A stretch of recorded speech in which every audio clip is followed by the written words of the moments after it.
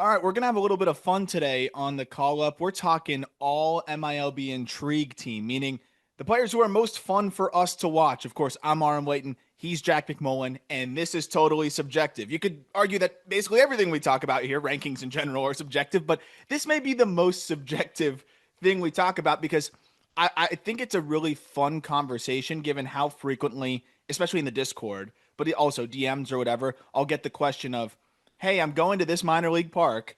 Who should I look out for? Who's fun to watch? Not only just who are the top players, but who should I enjoy watching? Who should I have my eyes out for? So this is kind of a guide for that. Of course, there's going to be overlap of best prospects and most fun to watch. There's going to definitely be an overlap there, but there's going to be some players that may not be top ranked guys that are really fun to watch. For sure. I'm also thinking about this in a lens of like, who am I checking in on every single night? Like, who am I most fascinated by in minor league baseball right now?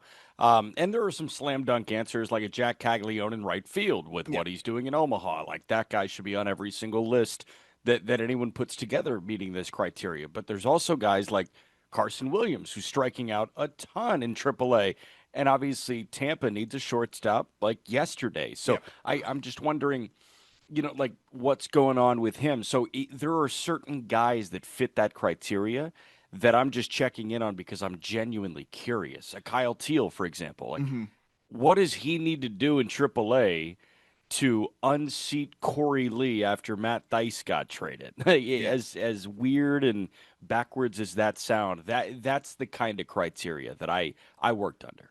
And a side note there, Kyle Teal did that dive because we're updating the top 100, right? That'll be out next week. Teal's defending a lot better now too. It's interesting. Like receiving wise, was even looking at some of the numbers. He's actually better at tugging balls into the strike zone than keeping borderline pitches in the strike zone. So he's losing some, but then he's gaining them back. But he's blocking well. He's throwing better. Like he looks good. So with him swinging it the way that he is too, that's a great one to shout. And I think he's got to be getting close there. It might have been part of the reason why they made the trade. We'll see. But the way we wanted to go about it too is like if you went position by position, it would have been really hard because shortstop's going to be crazy loaded, and then like third baseman, it's like mostly shortstops that are going to get moved over there anyways, Right. right? Like a Sebastian Walcott, I was going to just be relegating him to third base, even though he's playing shortstop almost every single day. That's a tough one for me. So I think we're going to kind of just shout different names here because one, I do think there's the level of intrigue of like I'm checking in on this guy every day because he could help the big league team and has a direct path to being able to play. Like Alex Freeland, for example, right now, I think he homered last night in the Yeah. Dodgers org. I'm not even checking his box scores these days. Like I'll check in like every week or whatever when I'm doing just kind of my general look. But like I know that whether Alex Freeland has a 930 OPS or an 850 OPS or an 830 OPS, which is 830 right now, it Yeah. doesn't really matter because it's going to be a matter of circumstance for him to get up there. So like that's not a guy maybe that you're checking in on as frequently. Right. And I was actually going to pull up just like the stat line on Freeland, and I was going to ask you if you were one bit surprised by anything in the slash, and the answer is no, right now with Alex Freeland. But I will say the first time that I've ever encountered this, hotel Wi-Fi at the place we're at in San Diego, everything is fine except for Baseball Reference and Baseball Savant. Huh. Literally everything else is fine. I have no idea why those sites work differently than any other website on the internet. But Fangraphs works? Fangraphs works. That's Fangraphs shocking. works, and Fangraphs is the slowest one of the bunch. But like for some reason, you can't even get through. It's just a bad gateway every time on Oh, I've Baseball had Reference yeah, and yeah. Baseball Savant. That has happened to me before. Sometimes it's just baseball reference though. But yeah, like just doesn't jive with It just like doesn't whatever jive with the internet. hotel Yeah, Wi-Fi here in San Diego. But you know what? We move. that's above my pay grade, but that has happened to me before. So we're going five infield, five outfield, five arms. And Yes. again, like it's also kind of subjective of why they're must watch. For me, I skewed more towards just the like which non-major leaguer is going to do some things that like you potentially may not even always see on a major league field, right? And Yeah. or who I think is just that enjoyable to watch go about their business. But then I also think there's that lens of like who do you need to check in on all the time because they have a straight runway. So do you want to go pitchers first or position players first? And then if we do you want to do dirt or grass? Let's do dirt. Let's go All right. infielders, outfielders, pitchers. So can I start with the most impossible? Like, actually, how do you want to count Connor Griffin? He's in my infield. Okay. So it's funny you say that. Again, there's going to be a lot more of like updates as we're talking about different players because I'm watching these 40 or so games that we've got on guys now and updating kind of the perspective and the write ups on them. Connor Griffin, like we've been very outspoken about the fact that I think he most easily projects as a plus plus center fielder, and I think he can be that very easily. But the glove at shortstop, like I did that dive last night. Again, another thing that we were talking about in the Discord. He looks awesome at short too. So I kind of understand a little bit more now why the Pirates are doing this. They probably know that they have a slam dunk plus center fielder as he gets more reps out there. But if you have a chance to also have a plus shortstop, it's really hard to find that. Like develop him there, and also I know you don't like to think about it this way when it's a guy that's you know far off, so to speak, in terms of the level. But guys are climbing faster than ever, and you have O'Neill Cruz really settling in center field. You're not going to move him again, and there's a gaping hole at shortstop. So Griffin might be a good guy to be able to keep on the dirt, but that's not the only reason why I think he's so fun to watch and he's all intrigue. But you're checking in on him one because you want to see what the breakdown is. Is he playing center? Is he playing short? He made a highlight reel play in center the other day, and then he made a highlight reel play at short as well. He also has 8 bombs, and he has the potential to hit just no doubters already at 19 years old, just turned 19. You blend the speed, the power, and then the defensive prowess at multiple spots. Whether Griffin's playing center field or shortstop, you have a chance to see a special play every single time you go to the ballpark and watch him play. And you have a chance to see an absolute rocket off of the bat and also see those wheels work as well because he has been a menace on the base paths also. Like every single tool, there's still some swing and miss concern. He's hedged that, but you're basically watching a tool shed at work every single time you check in. Dude, he's been fun, and I made sure to put him in my names or in my allotment of infielders because I just looked at the air number, and I know that the air numbers like there are a ton. There's a ton more that goes into it than just errors committed at shortstop. But in 98 total chances, do you know how many errors this guy's made at shortstop? I'm trying to think. I watched the video. I mean, I don't think I had every single play. I don't remember seeing more than one ball botched. Two. He has Ooh, two okay. errors in 98 total chances. That's a 980 fielding percentage, Wow, obviously. going back and forth. Yeah, dude. I mean, he's played what, 24 games at short and 8 games in center, and the fact that he has two errors committed at shortstop in low A as a 19-year-old, typically, like, it's usually the top shortstop prospects because they're so young and they're so toolsy that are going to be near the top of each league in errors. Like, you shouldn't be this solid defensively already.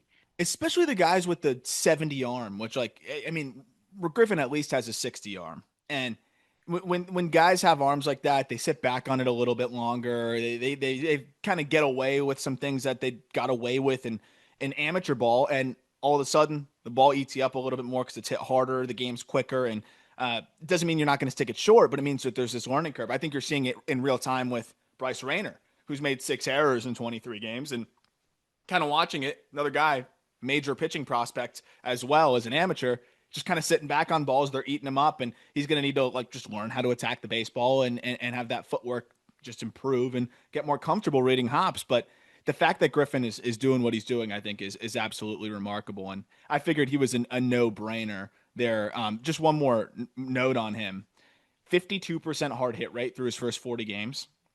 I mean, to put it in perspective, like for the top prospects, even at the lower levels, anything north of 40 is going to be good. Um, it's just very good. It's top of the line there to see him over 50. So, I mean, he's hitting the living crap out of the ball. The only thing to just monitor is him hitting sliders. But again, that's not what makes a guy all intrigue. So, I think he's as must see TV as I think just about any prospect in baseball right now because you get everything.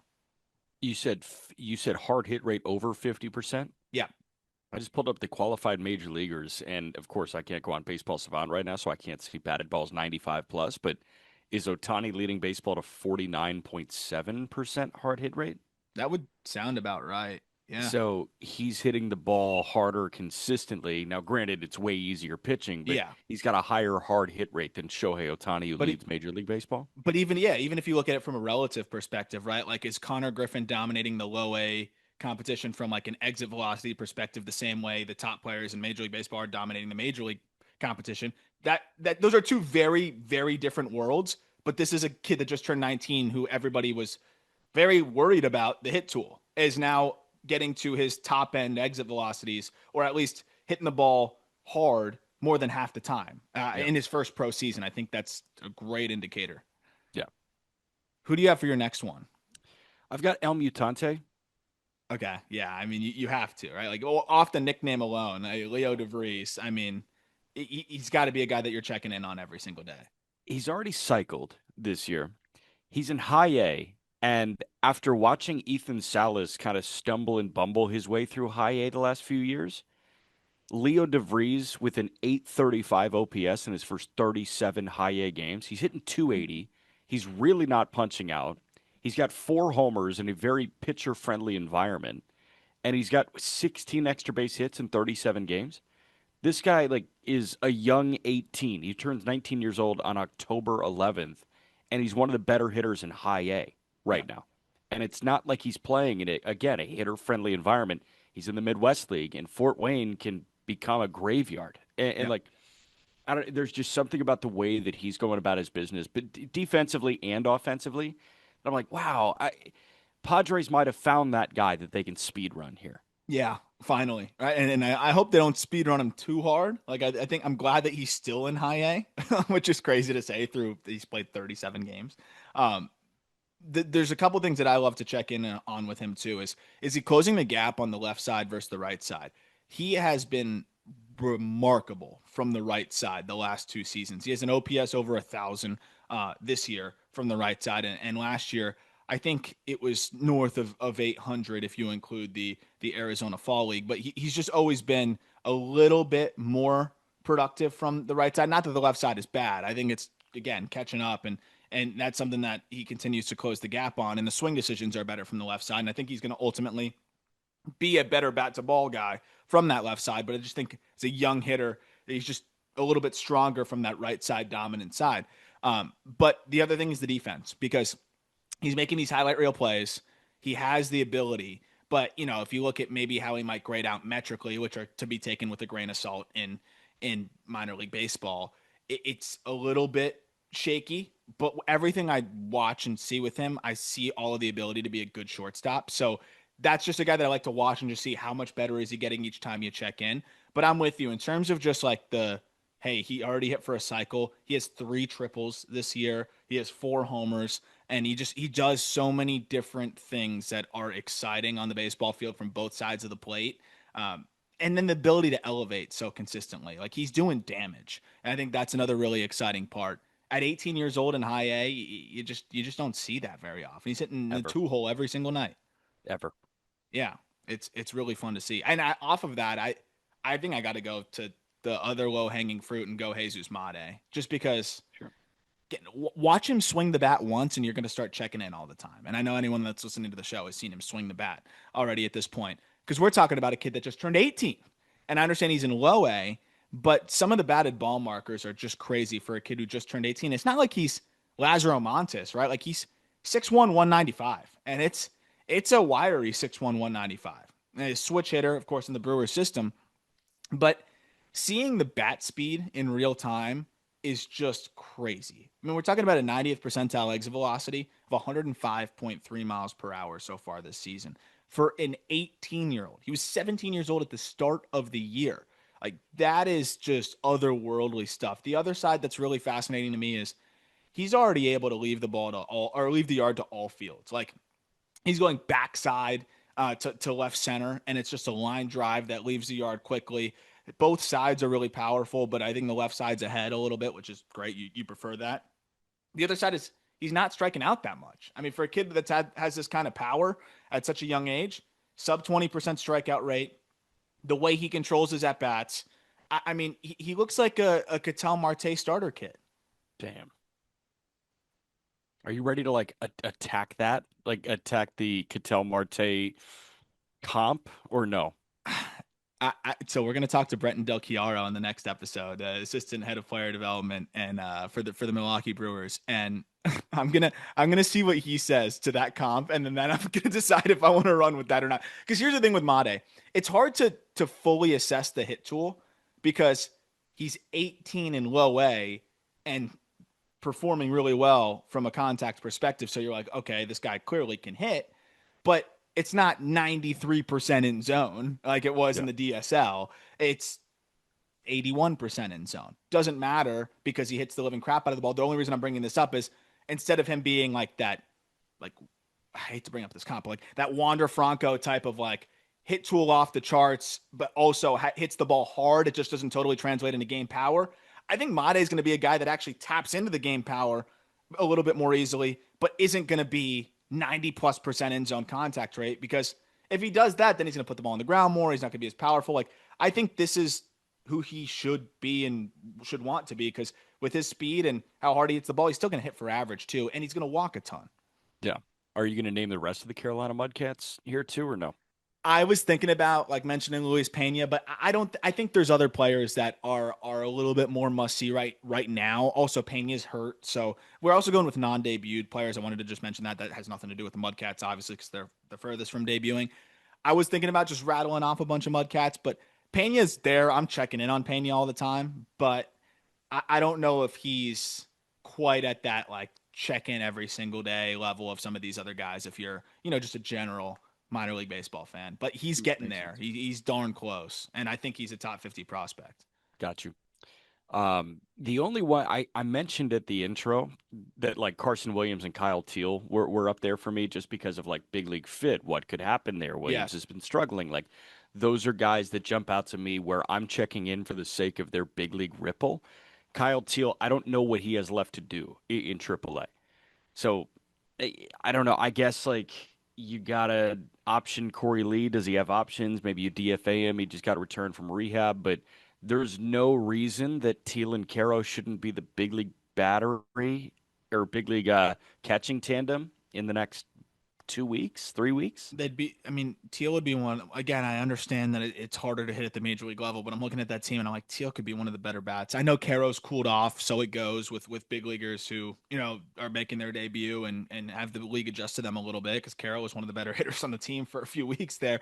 Uh, but Teal's another guy that just you look at the upside. It's if he's hot, he's going to be one of your better hitters, and you might as well start that process of him developing now and working with the pitching staff. So that is a guy I'm definitely looking at every couple days and saying, is he forcing their hand even more? Is he forcing their hand even more? So I think that's a fun one. And then, I mean, Samuel Basayo, it's Yeah. it's funny because, and again, we're like kind of just listing some top guys, but Basayo, one, he's the best bad ball hitter in minor league baseball in terms of, and this is, I know we're going a little comp heavy here, but we've done this one before, and I think it really Yeah. is a fair one in terms of just what they do well alike and maybe what they don't do well alike.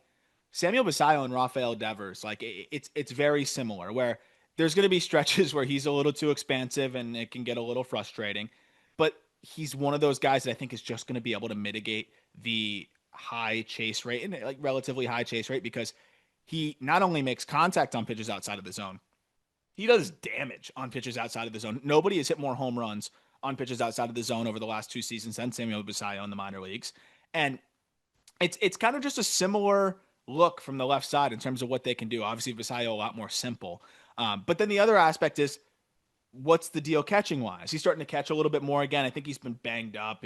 He's had a lot of little ailments, and that's the other reason. Like they're not ailments that are enough to keep him out fully, Yeah. so he'll just DH or play first. So I always want to just see him catch. The defense is not great, so I'm always just wanting to check in there. But in terms of just the offensive ability, he already has two multi-homer games this year, and he's a guy that like when he's locked in, it's a joke. Like he can leave the yard at any given moment. And I think that alone is really fun. And a reminder that like he's not even 21 years old yet. And talk about hard hit rates. He's in AAA ripping a 55% hard hit rate and a 90th percentile of 109. Like a big top 100 conversation is like Basayo versus Cags. And I'm like, Basayo's right there. And a lot of the batted ball markers already at a higher level. And 2 He's years younger? a year and a half younger. So Yeah. where Cags was at a year and a half ago ain't anywhere close to where Basayo is now. So Yeah. that's why Basayo gets the edge. It really would come down to can Cags play right field or not. Yeah. The only other infielder I've got is Andrew Salas. And the Mm. reason I shout out Andrew Salas is instead of a 2-5 or instead of a 2-4-3 slash line now, it's a 2-4-2.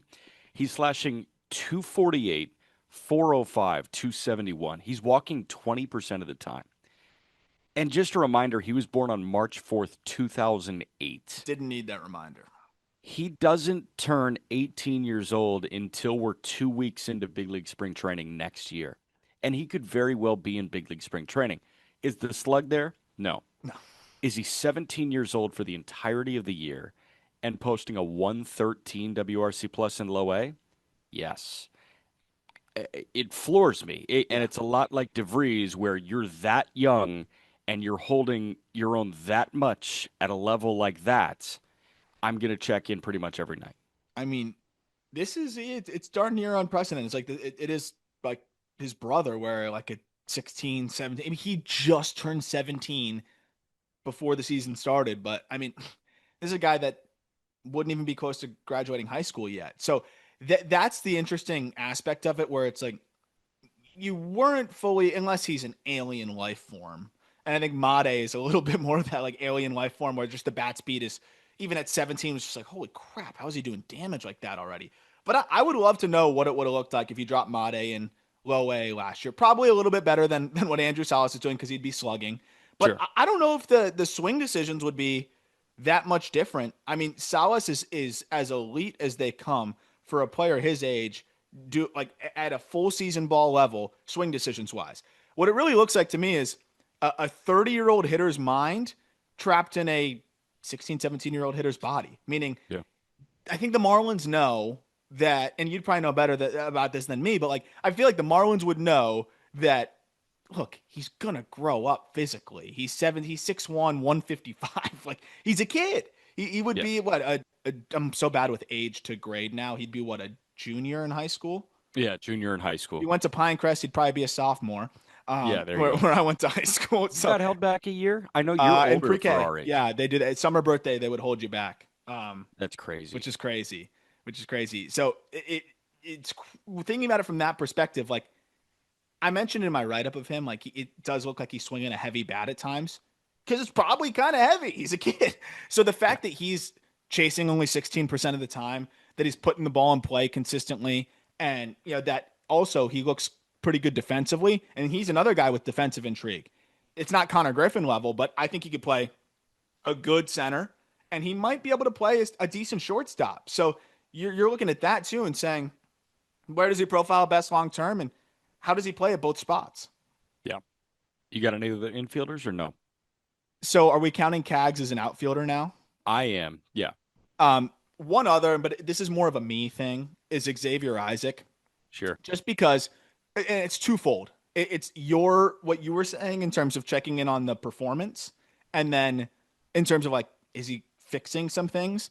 And Yep. then for me, it's also like, I think he gets off some of the biggest freak swings that you're going to find. Like, which is crazy, because you'd expect him to have less whiff in the zone when he is able to adjust his swing and do major damage. He's in the Rays org, by the way. I'm trying to get better about doing that. But Isaac, like, I saw a home run the other day where it was a pitch. I'm looking at it right now.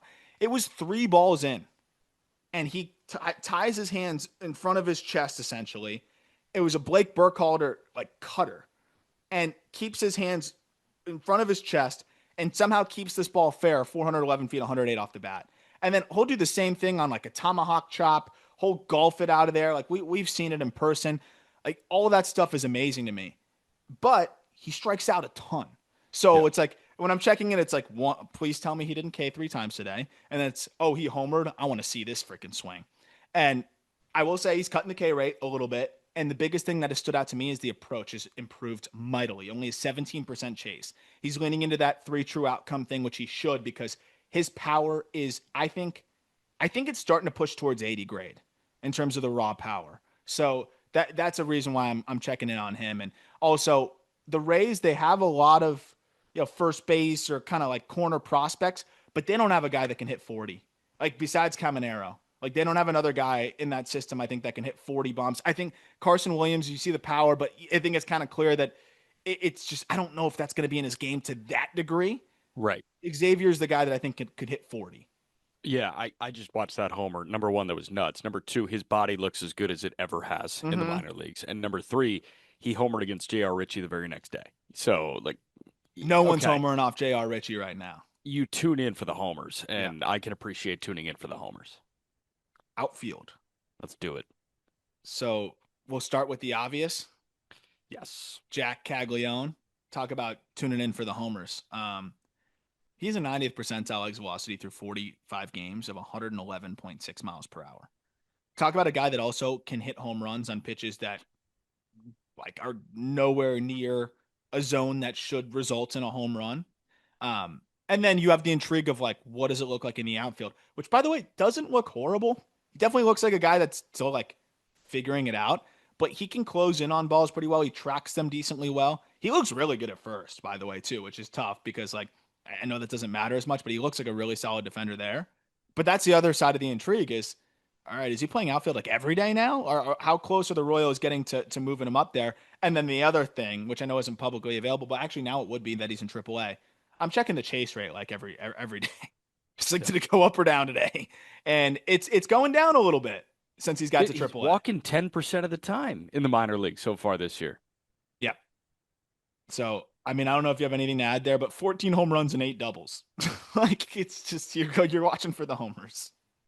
He is like a specimen, and obviously we knew that at the University of Florida. But I mean, there was just a video like Omaha Dude, had some media availability when they got back. Did you just see the video of him like walking in shorts and a t-shirt? I mean, like I it was pretty shocking how big he is. Like He's he looks like huge. Jose Canseco, like off the He's juice. And I'm not like gigantic. not accusing. He would get caught immediately. Like he's Right. playing the game clean. I promise. But he looks like he's a guy that would be like he would fit in the steroid era. He looks so Yeah, dude. abnormally huge. And I know that the at points at UF they were like chill out in the weight room. Like you need functional strength to pitch. But Not now that anymore. he's not pitching, and you know that he wanted to pitch, I think he channeled all that energy to like, all right, well, if you guys don't want me to pitch anymore, I'm just going to get maximum jacked. But he's not stiff either, though. That's the crazy thing. I don't understand how that works, how he's not stiff when he looks like that. Mm-hmm. Um, That's freak athlete. And also, yeah, like, that, you just can't teach that. But, like, it is probably the most imposing build I've seen on a minor league player absolutely. since we've And done he this. immediately jumps into Major League Baseball, and it's he and Judge that are the most physically intimidating players in Major League Baseball. Yeah. And Judge is another guy where people are like, I know he's not on the juice, but like, how is he not? How is any human that big and strong at the same time? But there's just those outlier athletes and just freaking. He's 6'5", 250, and I don't think he has any like any fat like on his No, body. the moment he debuts, he's up there in terms of freaks of nature in Major League Baseball with Judge, with Mhm. Otani, with O'Neal Cruz, with guys like that. Man, I mean, you talk about the most dangerous bats in baseball. He's totally up there. And is Yeah. that going to result in results? I don't know. Like, is that going to translate to an OPS that's at the level of Shohei Otani's? No, I don't think so.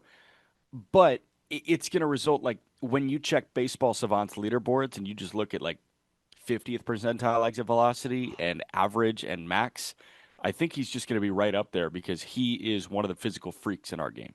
Yeah, and I mean, I think at worst you're gonna have that O'Neal Cruz intrigue where it's like, okay, he hasn't strung it enough consistency wise Yeah, just yet, tap in. Oh, yeah. Like but how often can you tap in? but we're seeing Cruz do it now, and now he's turning into an all-star level player. So like, but even when he wasn't, you're still watching, you're still tapping in, you see an O'Neal Cruz highlight, you're stopping your scroll right there. I have one question for you before we move on to the next player. 45 games this year. How many batted balls do you think he's had 105 plus? Do you have a percentage? Just number of batted balls 105 plus. It's tough. Uh, in 45 games, give me 25. That'd be a great guess. That's a great guess. That would be really good for most hitters. 46. He has Okay. more than one. So basically, every single game he's hitting a ball 105 plus, That's crazy. and then one game he did it twice. So like, that's just disgusting stuff, and it just comes down to the swing decisions, and they're getting a little bit better every time you check in. It's nuts. I'm gonna get my layup out of the way too, Roman. Like I check in Yeah, on Roman every single day. It's about time. The starting lineup was dropped in our Just Baseball group text today for the Boston Red Sox on Wednesday. Let me just read it to you, and you tell me where Roman could fit in. You got Duran in left, Devers DHing, Willier in right, Marcelo Meyer at third, Sogard at first, Story at short, Hamilton at second, Wong catching, Rafaela in center.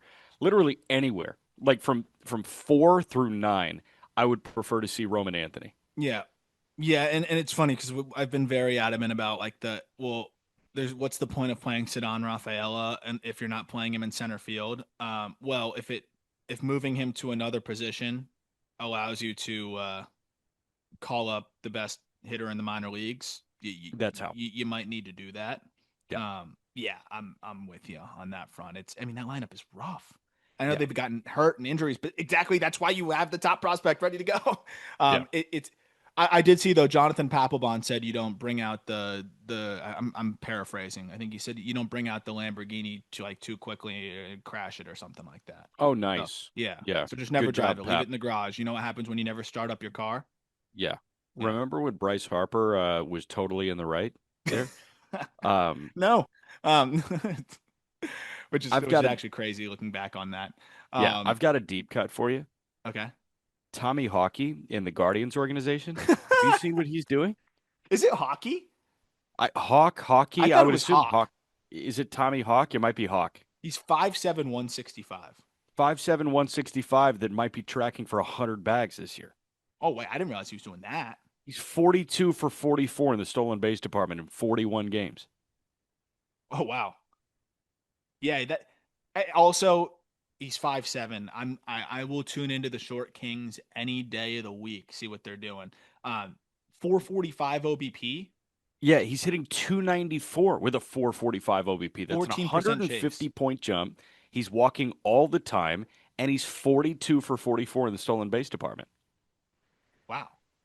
Yeah, that's intrigue. I'm checking in on a guy. Like you just added him to my list of guys I'm checking in on now. There you go. 20% walk rate. Yeah, dude. So if you walk 20% of the time, you're a near 300 hitter, and you run as fast as the wind, I'm totally here for this. I'm trying to. Why do I feel like I saw him in the S? Did we not? No, we didn't see He because went he's to a Wake Wake. Forest guy. He's okay. Yeah, I remember. He was on that Wake Forest team. He was Yeah, a with scrappy Louder player. and yeah, Louder and all them. Yep, that's Yeah. crazy. That's crazy. I like that. That's a fun shout. In terms of then who I'm checking in on versus like top guys, Zaire Hope is the obvious, like just because he's been, I Sure. mean, a favorite prospect of the show for like, now going on 2 years, and you can watch that guy do something outrageous any given night in the Dodgers organization. I mean, at 20 years old, for his size, to have a 90th percentile of 110, Yeah. and I mean, the other thing is like he is like that meme where it's like the Grim Reaper going into like each different room and then people will Yes. put like the name of somebody on the room each time. He's doing that with like the top pitching prospects. Like Chase Burns, he goes backside 107. And then even just like guys that would be matchup nightmares, like Adam Serwinowski, like taking him deep 110, like Yeah. left on left, like no one should be doing that. Right. Gauge jump, he took deep. Like I was thinking about that meme and I'm like, he's literally doing that in real time with like some of the top arms. And doing it left on left as well against some of the top just mismatch weirdo funky throwing lefties. So he's a blast to watch. And then I'm always just trying to watch the defense because it is a little shaky and it shouldn't be because he's so fast and I want to see that develop. But Hope is always an obvious one. Johnny Farmello for me Sure. because he's off the ACL tear. I just want to see how he's doing coming off of that. But as you know, we love him here on the show in the Mariners organization. And it's just because he's a great center fielder who flies, who has an exciting potential blend of on base skills and power. But just coming off of the ACL, I just been very eager to see how he's doing and have been finding myself checking his box scores pretty consistently. That's also entirely fair. I didn't know whether I could call this guy a DH or an outfielder, but Las Of Montes is a guy course. that I'm checking in on all the time because, again, like we're waiting on him to struggle somewhere, and he hasn't struggled. When is he double A capable? Now, like Yeah. yesterday, by the end of last year. I just don't really understand. Yeah, that one I don't totally get unless they're just like I can't really justify it really in any way. I'm not really sure. I'd imagine he gets up there sooner rather than later. And I was thinking about the infield, like mentioning a Sebastian Walcott just because he's 19 in double A, by the way, just to circle back there. Yeah. But like what's weird with him is it's been good results for a 19-year-old in double A. He just turned 19 at the start of the year too. But I feel like a lot of the times I check in, it's nothing like off the charts crazy. It's just another solid performance. He puts together a decent line, and even this year, 761 OPS. That is great for a 19-year-old in Double A. But he's probably still a guy I would say I'm checking in on pretty frequently, just to circle back on the infield front because Fair. I mean he's the Rangers' top prospect by a mile. Any other like outfielders off the top of your head? When DeLauder's back with AAA, I'm Sure. paying attention just because it's like, please just stay on the field, and I want to see what weirdo swing you just pulled off to hit a ball out. Because of the trade in the offseason and because he is the best hitter by WRC plus in full season minor league baseball, Mike Sirota is somebody that Hmm. I'm like checking in Can you on. still I'm not, keep doing this thing? yeah, like I'm not married to it, but by WRC plus and by OPS, he's been the best hitter in minor league baseball across Yeah. full season levels to this point. So like, okay, shout out Sirota off of that. Obviously, we heard all the stories about how much the Dodgers loved him, but then Cincinnati took him, and then they ID'd him in that Lux deal. But now it seems like Sirota is settling into that tooled out player that we were sold on him being at Northeastern.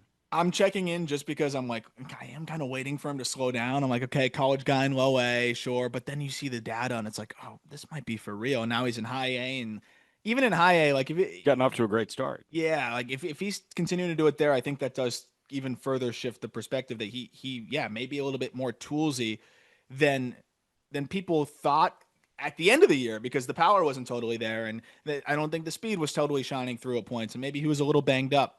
Um, I wish Eldridge was an outfielder because I would have fit him into the conversation, but him at first, like it's fun. I'm definitely checking in on him, but I don't know if he's as consistently in the like I want to watch that guy every single day, but Yeah. he has the potential to do some pretty special stuff every time you tune in.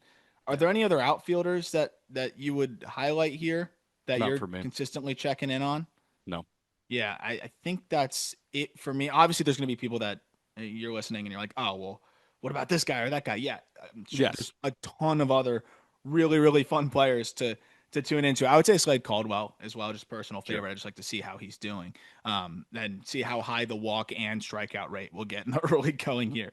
Uh, and then last would be Emmanuel Rodriguez because he's another guy that I think if he can just find a little bit more consistency, and he has been heating up a little bit more in AAA. Like that's a guy that can get up there and help the Twins if they need him. They don't need really anything right now because they got Cody Clemens and Harrison Bader. Right. But that is a guy that I'm always looking at and saying like, once he gets up to the big leagues, I just want to see what it looks like because it's maybe 35 hit, but it's 70 power and staying power in center and 70 plate discipline. I want to see what that archetype looks like at the highest level, and also I just want to see if it can consistently work in AAA, which it looked like maybe not in the early going, and now it looks like it is again. Yeah. Pitchers. We'll get to some of the arms in a moment. Before that, quick break. I kind of realized that I forgot probably the player I check in on the most on the infield side of things. Kevin McGonigal, dude. Sure. I watch him hit. I don't know if I miss an at bat these days. I don't know why I didn't mention him. Like he's back. He's doubling every day, but it's the plate coverage that is so shocking to me. I posted a video on X, left on left, slider up and in that he like just I wouldn't say tomahawks, takes a beautiful swing to and keeps it fair and shoots it into the gap. And then right after that, he gets a fastball down and away, running away from him, and he pokes it over the left fielder's head, down the left field line, and into the corner. And it's just like, how do you get that guy out? You're You right. can't beat him up and in. You can't beat him down and away. He's not going to chase either. Like it's one of those where I just like to sit there, watch, and say, how would I try to get this dude out, and then watch it not work, no matter Yeah. what. And I go back to the interview with Max Clark where I'm like, I'm sorry, Max, but like Kevin McGonigal is my favorite player to watch. Like, and he's like, me too. Like my favorite hitter to watch. And he said, me too. Because now knowing how like thoughtful of a hitting guy Max Clark is, he must just be mesmerized by what McGonigal is able to do. I don't even remember like right when he broke in, there was just a lot of buzz just around like, whoa, how did this guy fall to the comp round? He's way too good of a hitter. And by the way, he's playing a good short. It seems like it. Dude, it's funny because I just got my first look at a Rise in person last night. I called my first Luis Rise game and it That's was a crazy if three you think hit about it. Yeah, it day. makes sense though. Yeah. Yeah, like I just called my first Luis Rise game and like I mean just seeing the way he guided the barrel to absolutely everything I was floored by. And obviously McGonigal is not a Rise, but he it's crazy to watch McGonigal guide the barrel to these things, and he hits the ball harder than Hard. Arise, obviously. Now, Arise is the gold standard of just not whiffing, and McGonigal's going to whiff a teensy tiny bit more, but it's a similar sensation where it's like he almost looks like he's always on the defensive, yet he's pouncing at the same time. Yeah, that's a great way to describe it. And then it's like the Jacob Wilson too, right? Like where people are having one because he's productive, but having a blast watching Jacob Wilson because it's refreshing. And Yeah, this isn't like the well guys are trying to sell out for power. No, it's hitting freaking impossible now. So yeah, if you are an elite bat to ball guy, that means you're just a rarity. Like you have figured something out that very few hitters can. And it's a special thing to be able to watch. And we talk about baseball cyclical. These bat to ball guys are I think really valuable again when they became fully overlooked. Now Arise is a little bit tougher because he can't play anywhere, but we're talking about like just the guys that are hit over power. I think we're seeing the game trend back towards those guys. And so far, if you include the rehab games, 12 games for Kevin McGonigal, 9 walks, 4 Ks. Like it's just silly stuff. And 8 doubles, by the way, in that span. So 11 hits, 8 doubles. The yeah. hell is that? I don't But anyway, on the pitching front, number one, you can say it in unison if you want, but Bubba Chandler. Uh, I thought there was like kind of a trio of one, and I had no okay. idea which of the three you were going to. Bubba, for me, it's Bubba, Mizorowski, and Chase Burns. Like those Pitching were is the where it is going to skew towards the best pitchers, like a little bit more. yes, yes. There are two guys that I think were deeper shouts, and I think one of them is just hilarious, and I like really got into my bag for this one. But yeah, for me, like the big three pitching wise is Bubba, Mizorowski, and Burns. Yep, that's where I was going. And it's funny, I sent this in the Discord yesterday because Bubba's fastball is outrageous, right? Opponents are hitting 160 against it, has a 35% in zone whiff rate. And the changeup, though, opponents are 2 for 36 against that changeup. It's just ridiculous. So to have that working off of the fastball, that's a 70 grade pitch, and then he also has that cutter slider. It's just disgusting as well. I mean, Bubba is as fun of what, and I mean, I don't remember the last time I legitimately laughed out loud while like filming video for a prospect, but other than when I was at spring breakout watching Bubba Chandler do the 100-mile-an-hour thing and just overwhelm these hitters. I just couldn't help but laugh. And then turning over the changeup from there, it's just silly stuff. Chase Burns, the command being as good as it is, I was not expecting it to be that good. So watching him command Yeah, that fastball breaking ball combination yeah. is just it's a blast to watch. And he's so fiery too that it's infectious. You enjoy watching a guy in the minor leagues pitch with that much fire. For sure. And then Mizorowski, like that's the most 80 grade fastball ever. Yep. Mason Miller had the 80 fastball. Mizorowski has an Yep. 80 fastball. Yep. And you have no problem slapping an 80 on that, right? No, no, not at all. It's outlier, and we always Yeah. talk about that. Like that word has become overused. Not with Mizorowski, and you're checking in on him too, though, because it's how many did he walk today? Yeah. Did it get to a point where it's palatable? And in the last 7 starts, 0.96 ERA in AAA for the Brewers, 50 Ks, 10 walks. That's a Yeah. 35% K rate, 7% walk rate, in 37 and 2/3 innings. I'm checking every time. It's like, okay, if he walked honestly 4 or less, like, but generally 3 or less, he's in business. And the last 5 starts or 4 starts, it's 1-1-1-2 in terms of walks. Dude. That's a guy that should be knocking the door down soon too. But Aaron Savali just had a master class yesterday. Yeah. No, I mean, Mizorowski's, he's probably not, I'm thinking All Star break at 2027. in the midst of the possible lockout is Might when have to move him Mizorowski back into gets the it. bullpen. We'll see. Yeah, But right. I'm And excited to then talk to Brenton about that too. Just like, did something specifically click, or did just gigantic man learn how to manage limbs a little bit there? right, And which I get, it's got to be so hard when you're 6'7" with those levers. right. Who else you got? I've got two more shouts. Jonah Tong is Yeah, somebody that I'm fascinated by. Like after he another went walk with check too. By the way, like another I'm walk checking on check that because as he a top. walked four last time out, but it was 4 innings, 2 hits, and then following up that 6 2/3 perfect with 13 Ks, he went 6 innings, a 2-hit shutout ball. For me, like I'm looking at the hit totals against him. He allowed 6 hits in 5 innings in his second start of the year. Since then, 4 1/3, 3 hits, 4 innings, 1 hit, 4 innings, 4 hits, 6 2/3, no hit, 6 innings, 2 hit, 4 innings, 2 hit. Like nobody's getting on base against him unless he's putting him there. Yeah, and you know what's even not more nuts? How many extra base hits do you think he's given up in 154 plate appearances Oh, against him? dude, like I know there's only one homer. Yep, And that was the number that jumped out to me because it's obviously a four-seam fastball that lives at the top of the zone and you think, "Okay, homer problem, you're going to get clipped a little bit." One homer against him is a it's joke. a joke. And you know who hit it, of course. Was it, let's see, My other favorite outfielder to watch. your other favorite outfielder to watch? Let me see who it was against. New Hampshire. New Hampshire. Who hit it for New Hampshire? Hendrick Pinyango. Oh God. Okay. Um, on a changeup. But fastball, oh, first of all, opponents are slugging 195 against him. Yeah. One homer, three doubles. I mean, it, the fastball changeup combination is just silly. It's just a matter, can he land the breaking balls for a higher strike rate than 47%? Yeah. Like that's a crazy thing too. He's dominating despite that. Um, one other name I'm absolutely checking in on every single time he throws now, and I think he's maybe one of the most underrated arms in minor league baseball at this point. Luis Morales of the Athletics. I mean, the stuff, and he just got brought up to AAA, made his AAA debut in the PCL, 6 no hit, 1 walk, 7 Ks. The command was always a question for him to a degree, but we're talking about a fastball with great characteristics at averaging 96.5, a disgusting slider that I think could be a plus plus pitch that hitters are 3 for 37 against.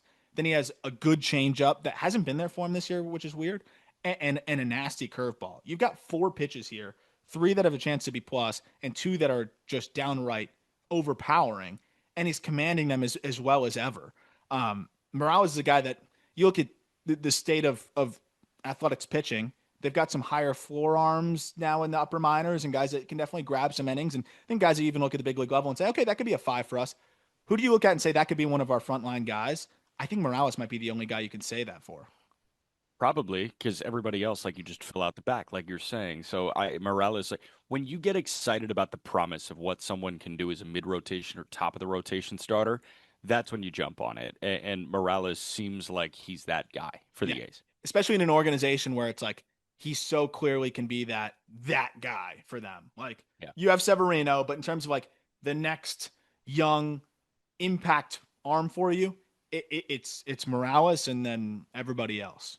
Yeah. Um, do you have any other arms? The deepest of deep cuts. And because he's a Rocky, I'm dialed. Have you seen the effort that Wellington Herrera throws with? No. Okay, so welcome to the Wellington Herrera show. Herrera is now in Double A with Hartford, and the numbers on the year are just excellent. So far this year in minor league baseball, and it was 3 appearances with Hartford, 15 appearances with Spokane to this point, 21 innings, 35 punchouts, 7 walks. Opponents are hitting 162, and he's allowed 2 earned runs in 21 innings. In Spokane, 15 appearances, 18 and a third innings, 1 run. He K'd 29. If you're watching video of this guy, like it's almost like he's trying to shove his arm to the plate. He's jumping at the hitter, and it's 97 riding like a maniac arm side. It's really fun to watch what this guy does. Lefty too. It is as bizarre a delivery as I see.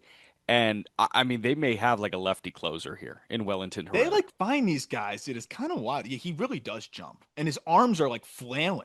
They're Ooh, flailing. he's got a nasty pickoff move too. Does he? Yeah, I mean, Yeah, he's built like you a see the little way he tank. Like finishes? he's almost built like a running back, and then he just like throws his entire body at home plate as But then hard he as he like can. poses.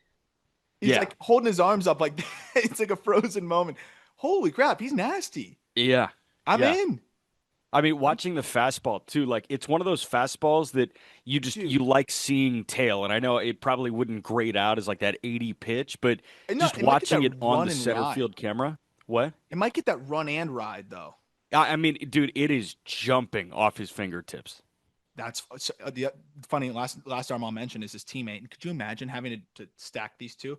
I as much as I'll check in on Yohendrick Pinyango, I'll check in on Sean Sullivan All the time. because, and I know you're in on it too. It's like, can this guy Jamie Moyer his way to success? He averaged 86.5 last time out, and Good. he was dialed.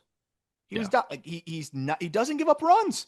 I don't know what Sean Sullivan's career numbers are in the minor leagues, but it's got to be an ERA that could be below 2, or at least I know for sure. I bet my life it's below 3.